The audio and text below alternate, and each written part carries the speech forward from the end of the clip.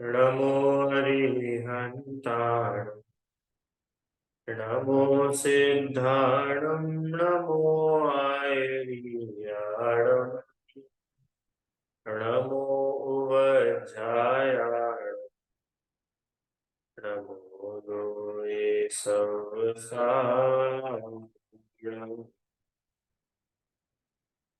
देव पूजा गुरु उपास्ते स्वाध्याय संयमस्तप दानं चेति गृहस्थानां षट्कर्माणि दिने दिने। श्रावक के षट आवश्यक ये विषय अपना चल रहा है। और कल हम लोगों ने षट आवश्यक में जो पहले नंबर का है देव पूजा, उसका स्वरूप समझा था। क्या होता है देव पूजा नाम का आवश्यक? कि जो श्रावक होते हैं वे अवश्य रूप से प्रतिदिन नियमित जिनेंद्र देव की पूजन करते हैं। कैसे? कौन से देव?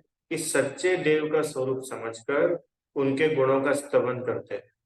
दो बातें कि सच्चे देव, ऐसा नहीं कि चाहे किसी की पूजा करने लग जाए और बोलते कि हम देवों की पूजा कर रहे हैं।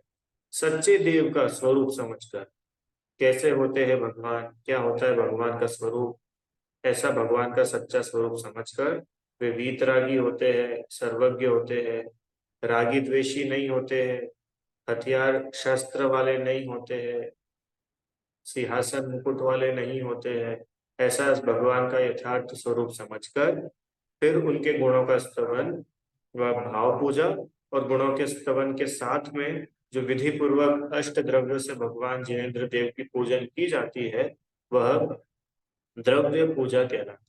ठीक है, कल इतना विषय अपना हो गया था। अब अपन लोग आगे जो दूसरे नंबर का आवश्यक है, अवश्य करने योग्य है, उसका नाम है गुरु उपासना। छह नाम एक बार रिवाइज कर लिया। देव पूजा, गुरु उपासना, स्वाध्याय, संयम, तप, दान। ये छह आवश्यक श्रावक के होते हैं। इनमें से दूसरे नंबर का जो गुरु उपासना है उसको अपन आज पढ़ेंगे। क्या होता है गुरु उपासना? कि गुरु का सच्चा स्वरूप समझकर उनकी उपासना करना, वही गुरु उपासना है। माने गुरु के प्रति बहुमान आना और स्वयं वैसा बनने की भावना होना, ये गुरुओं के प्रति सच्ची उपासना है। चलो क्रम से पढ़ते हैं। गुरु का सच्चा स्वरूप समझकर, कि गुरु का सच्चा स्वरूप क्या होता है? भगवान का तो अपने को पता है कि भैया भगवान वीतरागी सर्वज्ञ होते हैं। भगवान ने कर्मों का नाश किया है और ये सब भगवान का स्वरूप है। कि गुरु का क्या स्वरूप होता है? गुरु का सच्चा स्वरूप क्या होता है? बोलो, किसी को आता है क्या गुरु का सच्चा स्वरूप? हम्म।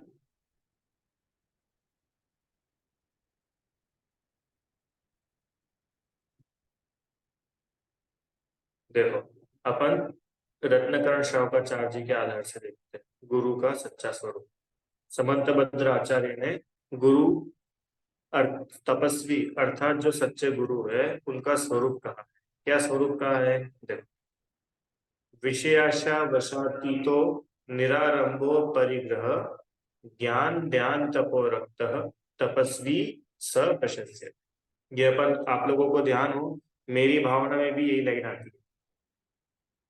विषयों की आशा नहीं जिनके साम्य भाव धन रखते हैं, निज पर के हित साधन में जो निश दिन तत्पर रहते हैं।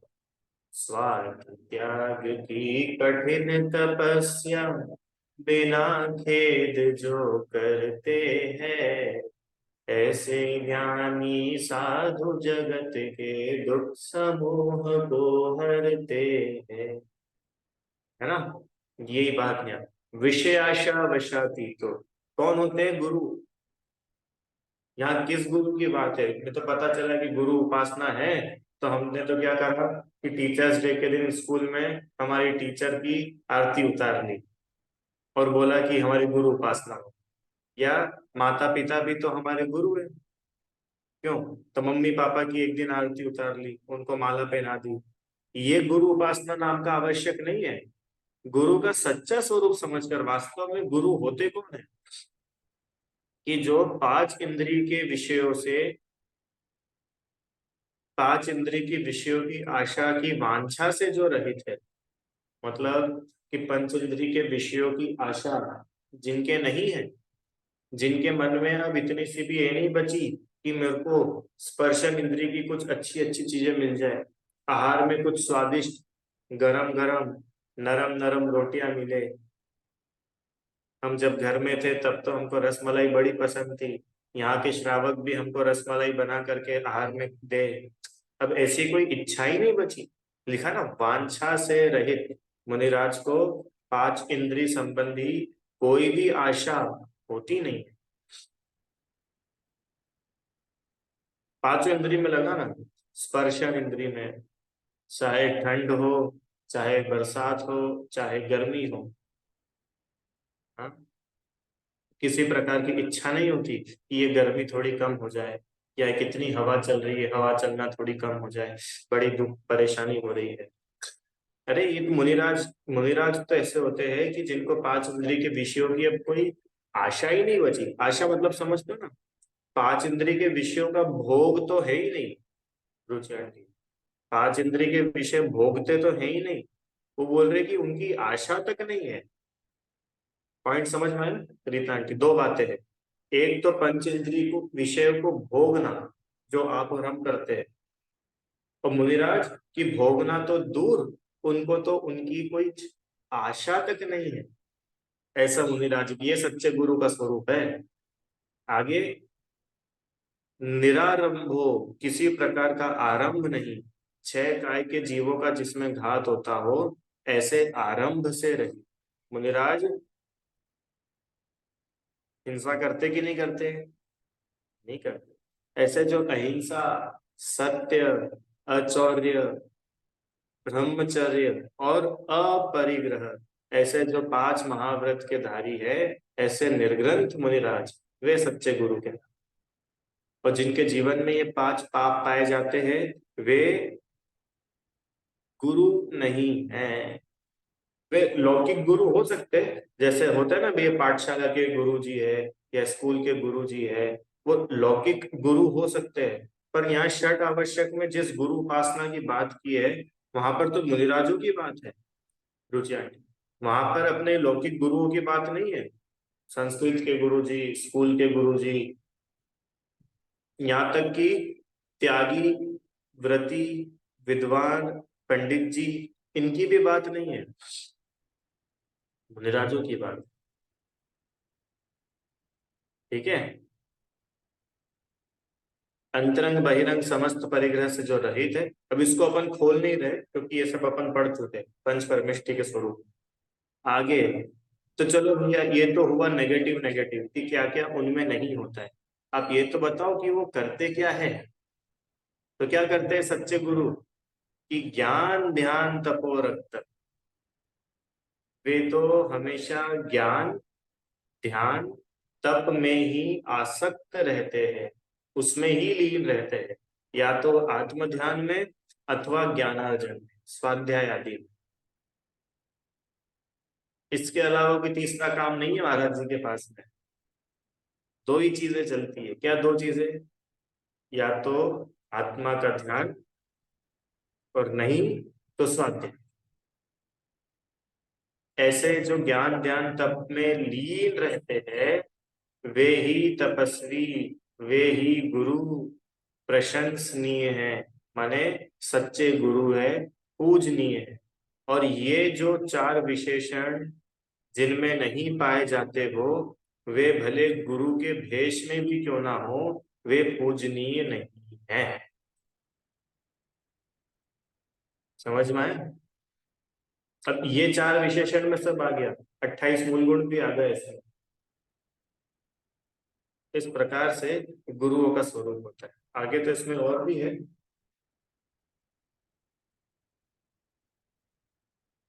थोड़ा सा अपन देख ले,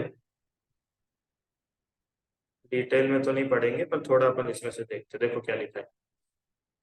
जो रसना इंद्री का लंपटी हो, अनेक प्रकार के रसों के स्वाद की इच्छा के वशीभूत हो रहा हो। कर्ण इंद्री के वशीभूत हो, कर्ण इंद्री के वशीभूत हो मतलब अपनी प्रशंसा सुनने के इच्छुक हो, लोग आकर के मेरी तारीफ करें, अच्छा अच्छा मेरे को कानों में सुनने को बातें मिले। या अभिमानी हो, नेत्रों के द्वारा सुंदर सुंदर चीजें देखने की इच्छा हो, कोमल कोमल शैया पर, कोमल उच्चासन पर सोने की, बैठने की जिसकी इच्छा हो, सुगंध आदि ग्रहण करने की इच्छा हो, या फिर विषयों का लंपटी हो, सो ऐसा गुरु दूसरों को विषयों से छुड़ाकर वितराग मार्ग में नहीं लगा सकता। वह तो सराग मार्ग में ही लगाकर संसार समुद्र में डुबो दे। कितनी बड़ी बात है कि जिसके खुद में ही वीतरागता नहीं पाई जा रही हो, ऐसे गुरु के पास जाकर के भक्त जन क्या वीतरागता का शिक्षा ग्रहण करेंगे। रितार्थ जी, अरे जिन गुरु से हम वीतरागता की शिक्षा ग्रहण करने जा रहे हैं, वे गुरु स्वयं तो उस वीतराग मार्ग पर चले। इसलिए बोला कि भाई ये पांचों इंद्रिय के विषयों से जो विरक्त रहते हैं, वे ही जगत को वीतरागता को उपदेश दे पाते। मैं खुद तो रात्रि भोजन करूं और आपको बोलूं रात में नहीं खाना चाहिए, बड़ा पाप लगता है, तो ये कोई शोभा देगा क्या। समझ रहे हैं? इसलिए जो विषयों की आशा के वशीभूत नहीं हो, ऐसा गुरु ही आराधन वंदन योग्य है। अब इसका उल्टा करो कि जो विषयों की आशा के वशीभूत हो, ऐसा गुरु वो आराधना के योग्य नहीं है, वंदना के योग्य नहीं है। अरे जगत में कितने गुरु दिख जाते हैं ऐसे, दिखते कि नहीं दिखते। कोई लाल वस्त्र पहने हैं, कोई सफेद पहने हैं, कोई भगवा पहने हैं, कोई पीला पहने हैं, कोई कोई तो नहीं भी पहने हैं। तो जगत में तो बहुत सारे गुरु हैं। तो बोल रहे हैं कि अगर वो पंच इंद्रिय के विषयों की आशा के वश है, तो वो वंदन करने योग्य नहीं। अब वो चाहे जगत में कितने ही बड़े कहलाने लग जाए, उनके कितने ही भक्त इकट्ठे हो जाए, वो कितने ही फेमस हो जाए, उनमें अगर ये गुण नहीं है ना, तो वो गुरु नहीं है। भले ही वो कितनी ही बड़ी बड़ी कथाएं करने लग जाए, बड़े भले ही वो कितनी बड़ी बड़ी सभाएं इकट्ठी कर ले, भले ही उनके सोशल मीडिया पे, यूट्यूब पे, इंस्टाग्राम पे लाखों नहीं करोड़ों करोड़ों भी फॉलोअर्स हो जाए, फिर भी वे गुरु नहीं। आजकल लोग जो है, स्पेशली जो यूथ है, वो तो ऐसे व्यक्ति को देख करके उस पर अट्रैक्ट हो जाता है क्या कि यार अपने महाराज जी में क्या रखा है, कुछ भी नहीं। वो देखो वो सदगुरु कितने अच्छे हैं, वो देखो वो आर्ट ऑफ लिविंग कितने अच्छे हैं। मौज मस्ती की मौज मस्ती भी करो, नाचो भी, गाओ भी, एंजॉय भी करो, पूरी पूरी रात खूब नाचो, और धर्म का धर्म हो गया, ये धर्म बढ़िया है। तो वो तो आप राग में धर्म बना रहे हैं। सही बताओ, नाचना कूदना ये राग है कि वीत राग का है। बढ़िया बढ़िया चीजें बना बना करके खाना, भोग लगाना, ये राग है कि वीत राग का है। ये तो राग है। तो अब ऐसे राग में जो व्यक्ति धर्म मानता हो और अपने आप को गुरु मान करके मनवा करके लोगों की पूजा, लोगों से पूजा कराता हो, वो व्यक्ति क्या गुरु है। वो तो पत्थर की नाव के समान है। पत्थर की नाव देखिए आपने अनाया, नाव देखिए, नाव, नाव देखिए, नाव देखिए, तो नाव काय की होती है, भैया लकड़ी की होती है। क्यों? क्योंकि लकड़ी पानी में डूबती नहीं है, और जो उस लकड़ी के नाव में बैठता है तो नदी पार कर लेता है। और अगर कोई पत्थर की नाव हो तो, कि भाई पत्थर की नाव तो खुद भी पानी में डूबेगी, और जो उस नाव में बैठेगा उसको भी डुबा ले जाएगी। तो ये जो जगत में गुरुओं का चोला ओढ़ करके अपने आप को गुरु मनवाना चाहते हैं, और जिनमें गुरु पने का कोई लक्षण नहीं है, ऐसे जीव पत्थर की नाव के समान है, जो खुद तो इस संसार में डूबेंगे ही, और जो उनकी शरण लेगा उनको भी संसार के समुद्र में डुबा देंगे। इसलिए उन्होंने बताया कि भैया गुरु का स्वरूप, अरे ये माथा है ना, इस माथे को झुकाने के पहले किसके लिए इसको झुकाया जा रहा है, उसका स्वरूप समझने की जरूरत है, चाहे किसी के सामने नहीं। और अपने को कोई ऐसा भेदभाव नहीं कि भैया हम जैन हैं तो हम जैनों को ही नमस्कार करें। उन्होंने ऐसा थोड़ा ना लिखा कि जो जैनी है वो सच्चा गुरु है। ये लक्षण बताया कि सच्चे गुरु का, कि जो जैनी है वो सच्चा है। उन्होंने तो बोला कि जो पंचेंद्रिय विषयों की आशा से रहित है, पांच पाप से रहित है, ज्ञान ध्यान में लीन है, वो गुरु है। ठीक है।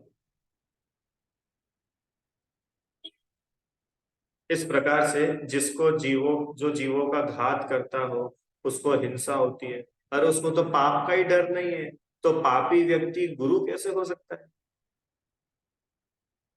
समझ में आया? जो गुरु खुद ही पाप करता हो, पाप का उपदेश देता हो, तो वो जीवों को क्या पाप से छुड़ाएगा? अरे गुरु तो वो होते हैं ना जो हमको संसार से तिरा दे, वो गुरु। कितना स्पष्ट और कितना सरल है, फिर भी अपनी चूक हो जाती है। अपने को फिर भी कहीं ना कहीं ऐसा लगता है कि गुरु तो वही है जिनके इतने सारे भक्त हैं। अरे ये श्रद्धा इतनी डुलमुल डुलमुल हो जाती है कि अगर पूरे घर के लोग जाकर के किसी को माथा टेके और अपन नहीं जाए, तो अपने को ऐसा लगता है कि अपने को भी जाना चाहिए क्योंकि सब लोग जा रहे हैं। आगे, परिग्रह से रहित वे गुरु होते हैं। परिग्रह का अपन आगे देखो। इन गुणों के बिना किसी को सम्यक दृष्टि वंदन आदि नहीं करता, अथवा ज्ञान ध्यान तपो रत्न, ऐसे भी श्लोक का पाठ है जिसका अर्थ है ज्ञान ध्यान तप ही रत्न है, ऐसे गुरु होते। इस प्रकार गुरु का आगे यहाँ पे, संयम धारण करके भी जो अंतरंग बहिरंग परिग्रह से मलिन है, उनके गुरु बना नहीं बन सकते। एक तरफ तो हमने घर बार छोड़ दिया, एक तरफ तो हमने परिवार छोड़ दिया है, और यहाँ पर आ गए तो यहाँ पे फिर परिग्रह इकट्ठा कर लिया। अरे आपने घर छोड़ा था ना, आप सन्यासी हो गए थे ना, तो फिर अब आप क्यों मठ बना करके रहते हो? फिर आप क्यों ये परिग्रह अपने पास में रखते हो? वहां तो आपने खाली चार पांच छह 10 लोगों की ही फैमिली छोड़ी थी, और वो 10 लोगों का परिवार छोड़ के यहाँ 10 लाख लोगों का परिवार बना लिया। इससे अच्छे तो तुम घर में ही थे। अच्छा बताओ, परिग्रह कम अच्छा है कि परिग्रह ज्यादा अच्छा है? बोलो। अनाय, ज्यादा परिग्रह होना अच्छी बात है कि कम परिग्रह होना अच्छी बात है? कम परिग्रह होना अच्छी बात है। तो घर में तो तुम्हारे पास परिग्रह कम ही था ना। घर में तो सिर्फ कितने लोगों से तुम्हारा अपनापना था, कि वही घर के 2 5 10 लोगों में अपनापना था। और अब तो तुम घर से निकल गए और पूरी समाज को ही अपना बना लिया। तो बोलो, फायदा हुआ कि घाटा होगा? घाटा हो गया। अब ये इसको समझ में ही नहीं आता है। जो निरंतर दिन रात चलते बैठते भोजन करते हुए भी ज्ञानाभ्यास में धर्म ध्यान में इच्छा निरोध नामक तप में आसक्त है, वे गुरु ही प्रशंसा के योग्य है। वे गुरु ही गुरु मानने लायक है। वे गुरु ही पूज्य है। वे ही वंदनीय। और बाकी सब, कि बाकी सब नहीं है। क्यों? क्योंकि उनमें गुरु पने का लक्षण ही नहीं है। देखो कितनी अच्छी बात लिखी कि मुनिराज अगर भोजन भी कर रहे हैं, आहार भी ले रहे हैं, तो भी ज्ञानाभ्यास चल रहा है। आहार लेते लेते भी मुनिराज को आहार में आसक्ति नहीं है, ज्ञानाभ्यास चल रहा है। ज्ञानाभ्यास मतलब स्वाध्याय चल रहा है। ज्ञानाभ्यास मतलब इस ज्ञान में निरंतर भेद विज्ञान चल रहा है। ये भोजन अपना स्वरूप नहीं है। आत्मा का भोजन कभी नहीं होता। यहाँ तो देखो, दिन रात पूजा में आता है ना, दिन रात आत्मा का चिंतन, मृदु संभाषण में वही कथन, निर्वस्त्र दिगंबर काया से भी प्रकट हो रहा अंतर मन। ये है मुनिराज। हम्म? इस प्रकार से ऐसे जो नग्न दिगंबर मुनिराज है, और मात्र नग्न दिगंबर ही नहीं, नग्न दिगंबर तो एक पहलू है अपरिग्रह का। उसके अलावा पांच इंद्रिय के विषयों से जो रहित है, ज्ञान ध्यान तप में लीन है, पांच पापों से जो रहित है, ऐसे मुनि वे गुरु कहलाते हैं। और ऐसे गुरुओं की उपासना, वह गुरु उपासना नाम का दूसरा आवश्यक है। समझ में आया आपको? इसका नाम है गुरु उपासना। ऐसे ही देव में भी समझना, चाहे किसी को देव मान करके पूजा कर लेना, हाथ जोड़ लेना, इसका नाम देव उपासना नहीं है, देव पूजा नहीं है, सच्चे देव की पूजा। अब यहाँ पर एक प्रश्न हो सकता है कि भैया आप लोग तो बड़े पार्शियल हो, बड़ा भेदभाव करते हो, तुम्हारे जो है वो सब सही और हम जो करें वो सब गलत। कि भाई यहाँ पे हमारा और तुम्हारे की तो बात ही नहीं है। हम तो पहले ही बोल करके आ चुके, बुद्ध वीर जिन हरि हर ब्रह्मा, या उसको स्वाधीन करो। हमको नाम से थोड़ी ना कोई मतलब है। नाम सारे के सारे आपके, गुण हमारे। हमको तो ये गुण चाहिए। वीतरागी और सर्वज्ञ नाम गुणों के साथ में अगर किसी का नाम अल्लाह भी होगा, तो हम तो उसकी पूजा करने के लिए तैयार हैं। हमको नाम की थोड़ी पूजा करनी। हम तो वीतराग और सर्वज्ञता की पूजा कर रहे हैं। अरे आप लोगों को समझ में आ रहा है कि नहीं आ रहा है? हम्म? गुरु का सच्चा स्वरूप समझकर उनकी उपासना करना ही गुरु उपासना है। उपासना का मतलब क्या होता है? उपासना का अर्थ क्या होता है? उप उप उप मतलब होता है नजदीक, मतलब उपवास। उपवास मतलब आत्मा के नजदीक वास करना, अपनी आत्मा के नजदीक रहना, भोजन वगैरह के विकल्पों से फ्री होकर के अपनी, आज तो हम अपनी आत्मा के साथ रहेंगे, आज तो हम अपने पास रहेंगे, यह है उपवास। ऐसे ही उपासना, गुरुओं के पास रहना, ये गुरु उपासना। अब प्रश्न, ये भैया कैसे रह सकते हैं, हम तो घर गृहस्थी वाले लोग हैं, तो क्या महाराज जी को अपने घर में ले आए, या तो हम उनके पास चले जाए? क्योंकि आप तो बोल रहे हो गुरु उपासना रोज रोज करनी है। रुचि आंटी, हमारे मुंबई में तो महाराज जी हमेशा थोड़ी ना रहते, अब हम कैसे गुरु उपासना करेंगे? तो देखो क्या बोल रहे हैं कि उपासना मतलब साक्षात सच्चे मुनिराज मिल जाए तब तो कहना ही क्या, जब तो आनंद ही आनंद है। पर कभी मुनिराज ना मिले तो भी हम मुनिराज की उपासना तो कर ही सकते हैं। करते कि नहीं करते? कैसे? वीडियो वीडियो कॉल करके? अरे वीडियो कॉल मत करना, नहीं तो पता चले फोन लेके दौड़ते रहो महाराज जी के पीछे। वीडियो कॉल से नहीं, उनके समीप वास करके उनके प्रति बहुमान आना ही उनकी उपासना है। मुनिराज के बहुमान मतलब उनके प्रति रिस्पेक्ट आना, उनके प्रति अहोभाव आना। अरे क्या मुनिराज होते हैं! देखो, ये तो बिल्कुल कुछ ही भाव में भगवान बनने वाले। देखो कैसे वीतरागी है। हाँ? ये उनके प्रति बहुमान आना और स्वयं भी वैसा बनने की भावना भाना, ये है गुरु उपासना। प्रतिदिन ये भावना भानी अपने को, दीपा आंटी। क्या? संत साधु बन के विचरू, वह घड़ी कब आएगी। चल पड़ू मैं मोक्ष पथ में, वह घड़ी कब आएगी। ये है गुरु उपासना। क्या कि मैं कब मुनि बनूंगा, वो दिन कब आएगा कि जब मेरे हाथ में भी ऐसे पीछे कमंडल होगा और मैं भी ऐसे चल पड़ूंगा। आप लोगों को कभी समय मिले तो कुंदकुंद आचार्य की एक मूवी है यूट्यूब पर, लगभग 1 सवा घंटे की वो मूवी है। तो कैसे कुंदकुंद आचार्य का क्या पूर्व भाव था, और फिर कैसे उन्होंने बाल्यावस्था में, कुंदकुंद आचार्य सिर्फ 11 साल के थे, ओनली 11 ईयर्स, और उनकी मुनि दीक्षा हो गई।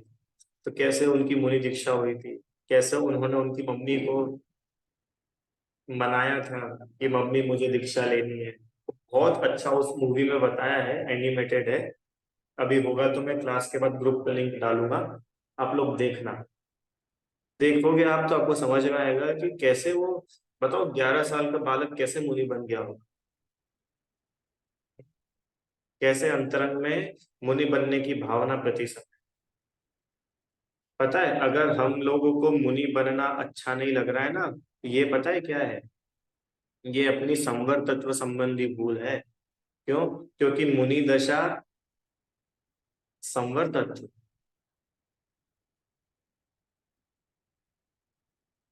और मुनि बनना अगर अपने को अच्छा नहीं लग रहा है, दूसरी बात, कोई अगर मुनि बन रहा है तो हम उसकी अनुमोदना नहीं कर पा रहे हैं, ये अपनी कमी है।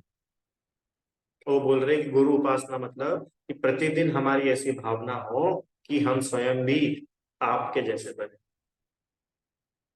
देखो जिसका लक्ष्य रहता है ना डॉक्टर बनने का, तो उसको एक डॉक्टर दिखता है, और जब जब भी वो डॉक्टर के क्लिनिक के बाहर से निकलता है, उसको क्या लगता है, अपना भी एक दिन ऐसा क्लिनिक होगा, अपने को भी ऐसा बनना है। लगता है कि नहीं लगता है? किसी का एम अगर क्रिकेटर बनने का हो, तो जब जब भी वो विराट कोहली को बैटिंग करते हुए देखेगा, तो उसको बार बार नहीं लगेगा अपने को ऐसे ही बनना है, अपने को ऐसे ही बनना है, उसके जैसे ही शॉट मारेगा, यहाँ तक कि उसके जैसे ही बाल रखेगा, उसके जैसे ही हेल्थ बनाएगा। तो जिसको क्रिकेटर बनना है तो वो क्रिकेटर को एडमायर करता है। ऐसे ही जिसको भगवान बनना हो, तो वो भगवान, भगवान बने कैसे, उस प्रोसेस को एडमायर करेगा कि नहीं करेगा। देखो ऐसा बोलना तो अपने को बड़ा सरल लगता है क्या, हाँ हाँ हम तो भगवान बनेंगे, भक्त नहीं भगवान बनेंगे। भगवान बनना सरल लगता है, और महाराज जी बनना कि नहीं भैया वो थोड़ा कठिन। सही भी बोलो, भगवान बनना सरल लगता है, महाराज जी बनना कठिन लगता है कि नहीं लगता। देखो अगर महाराज जी बनने जाओगे ना, तो कठिन लगेगा। महाराज जी बना नहीं जाता है, मुनि दशा तो आती है। जैसे आपको ध्यान हो, हमने शुरू में पढ़ा था, त्याग किया नहीं जाता है, त्याग तो होता है। त्याग जबरदस्ती किया थोड़ी जाता है, दुखी होकर के। अरे हमारे अंदर इतनी वीतरागता हो जाती है कि अब वो चीज छूट जाती है। ऐसे ही मुनि दशा, जब वीतरागता इतनी बढ़ जाती है, इतनी बढ़ जाती है कि मुनि दशा आ जाती है। और मुनि दशा को रहते हुए भी जब वीतरागता और बढ़ती जाती है और बढ़ती जाती है, तो अरिहंत दशा आ जाती है। समझ में आया? तो ऐसे ही स्वयं भी मुनिराज के जैसे बने, ऐसी भावना भाना, ये गुरु उपासना है। मेरी भावना में ही बोला था, रहे सदा सत्संग उन्हीं का, ध्यान उन्हीं का नित्य रहे, उन्हीं की जैसी चर्या में ही चित्त सदा अनुरक्त रहे। पड़ेगी ना ये बात? अब बताओ, अपने मेरी भावना रोज पढ़ते हैं और अपने को कभी लगता ही नहीं है। इसलिए नई नई चीजें पढ़ने की बजाय उन्हीं उन्हीं चीजों को बार बार पढ़ना चाहिए ध्यान से। अब ध्यान से नहीं पढ़ते हैं ना अपन, तो याद तो अपने को हो ही जाती है, तो क्या करते हैं कि बस बोल जाते हैं, समझ कुछ नहीं आता। हम्म? पूजा पीठिका अपन पढ़ते हैं, विनय पाठ अपन पढ़ते हैं, तो रटा गए, रटा गए, पर इसका अर्थ थोड़ी ख्याल में आता है। इसलिए अपने को ध्यान से पढ़नी चाहिए कोई भी चीज। चलो आगे। गुरु की इतनी महिमा क्यों भैया?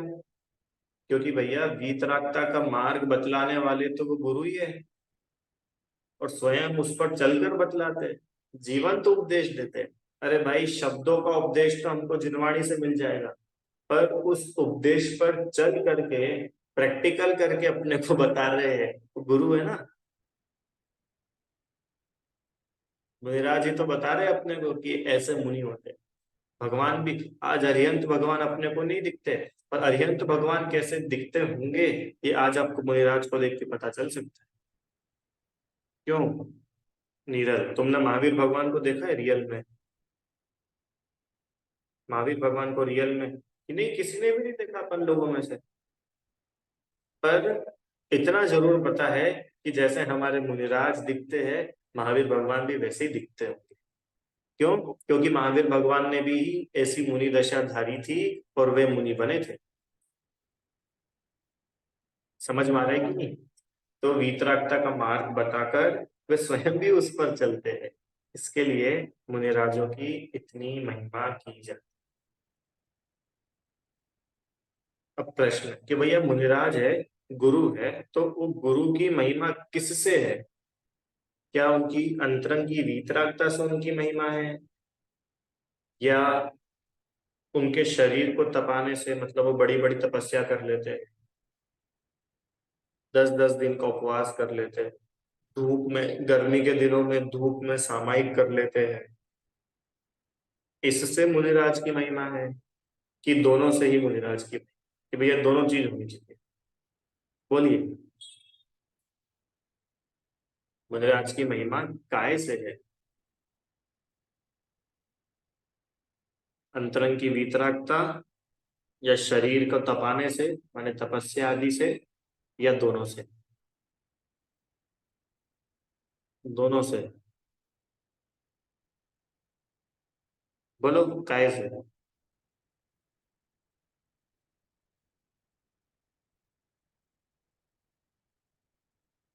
अंतरंग वीतरागता से।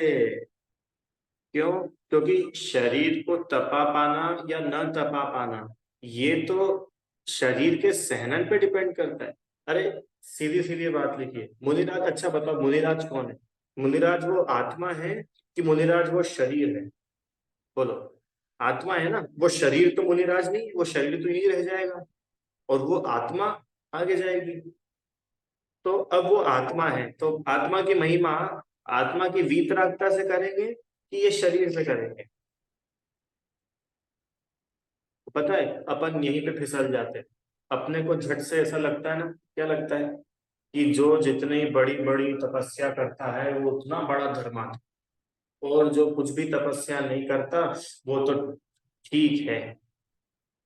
ये अपनी बहुत बड़ी भूल है। और आप लोगों ने देखा भी होगा, कहीं कहीं पर तो तपस्या से ही लोगों को बड़ा मानते हैं। इतना बड़ा मानते हैं कि उनके जुलूस निकालते हैं, उनको सोना चांदी बांटते हैं। क्यों? क्योंकि इसने 8 दिन का उपवास किया, इसने 1 महीने का उपवास किया, और ये इसने तो साल भर का उपवास किया। ये कितना महान है, ये कितना।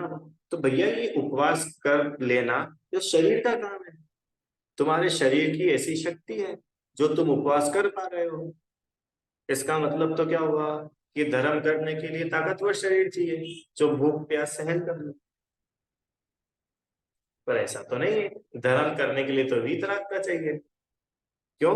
क्योंकि भाई ये शक्तिशाली शरीर जिससे तुम एक बड़ी बड़ी तपस्या कर पा रहे हो, ये तो कुछ ही लोगों को मिल पाता है कि नहीं? और वीतरागता, वीतरागता को हर कोई प्राप्त कर सकता है। इसके लिए गुरु जो है, गुरु की महिमा, वास्तविक महिमा तो उनकी अंतरंग वीतरागता से, और अंतरंग में उनके वीतरागता होगी तो बाहर में तो तपस्या दिखेगी दिखेगी। देखो यशोधर मुनिराज, सही बताओ, यशोधर मुनिराज की महिमा अपने को काय से लगती? कि भैया वो सांप डला था, 3 दिन तक चींटियां कितनी काट रही थी, फिर भी देखो वो हिले डुले नहीं। तो हिले डुले नहीं, ये चींटी काट रही थी, ये बड़ी बात है कि वो अंतरंग में जिस वीतरागता के बल पर वो टिके हुए थे, वो वीतरागता बड़ी चीज है। देखो, अपने को तो इन आंखों से बाहर का ही दिखेगा, तो अपन तो उसी को बड़ा मानेंगे ना, कि देखो कितना तपस्या कर लेते हैं, देखो नग्न रहते हैं, देखो ठंड गर्मी बरसात, वो एक दिन आहार, दिन में एक बार आहार, और फिर केश लोज, अरे भगवान। अरे ये सब तब पॉसिबल होता है जब अंतरंग में वीतरागता होती है। तो मुनिराज की महिमा उस वीतरागता से है, और वीतरागता जितनी होती है बाहर में, उतनी सब चीजें सहज ही दिखती है। हम्म? सुकुमार मुनिराज की कथा मालूम है ना आपको? सुकौशल मुनिराज, कितने कितने आगम में कथाएं आई है। तो ये सब इतने महान हुए कैसे? बताओ, सरसों का भी एक दाना अगर उनके शरीर पे लग जाए तो वो चुभता था उनको, है? और जब दीक्षा लेकर के निकले, पहली बार महल के बाहर निकले, पहली बार तो उन्होंने जमीन पे कंकड़ पत्थर पे पैर रखा। हम्म? और इतना कोमल शरीर, इतना कोमल शरीर कि पैर रखते से ही चमड़ी फट गई और खून बहने लगा।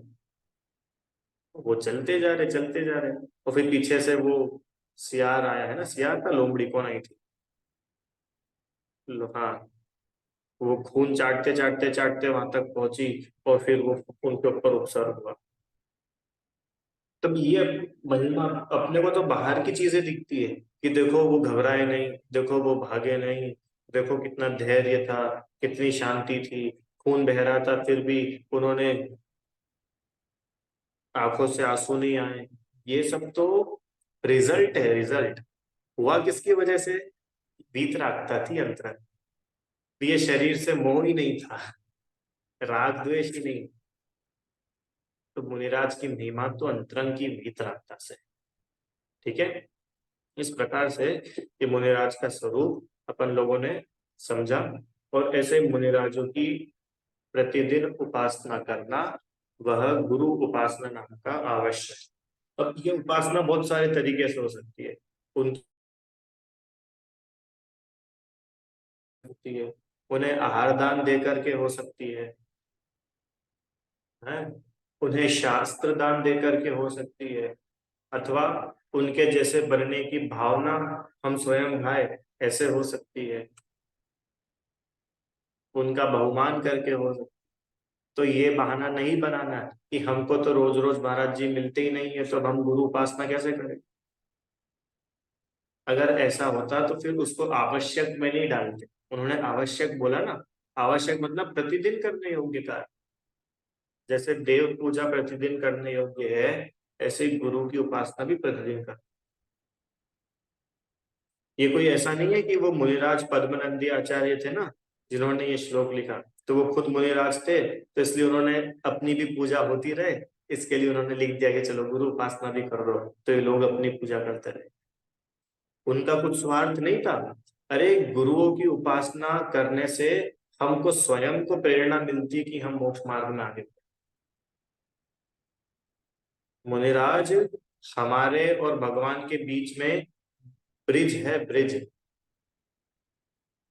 बिना मुनि दशा के भगवान नहीं बना जाता। इसलिए हम और आप सभी गुरुओं का सच्चा स्वरूप समझे, और प्रतिदिन बिना किसी ब्रेक के उनकी स्तुति, आराधना, वंदना करे, उपासना करे, उनके जैसे बनने की भावना हमारी हो, ऐसा अपने को समझना चाहिए। यही वास्तव में गुरु उपासना है। ठीक है, चलो। जिनवाणी स्तुति, कोई प्रश्न है क्या आपको? समझ में आया विषय? जावाणी के ज्ञान से सुझे लोकालो, सोवाणी मस्तक नमो सदा देतु मूढ़ो। हे जिनवाणी भारती तो ही जबू दिन है, जो तेरी शरण आ गए सो पावे सुख चैन।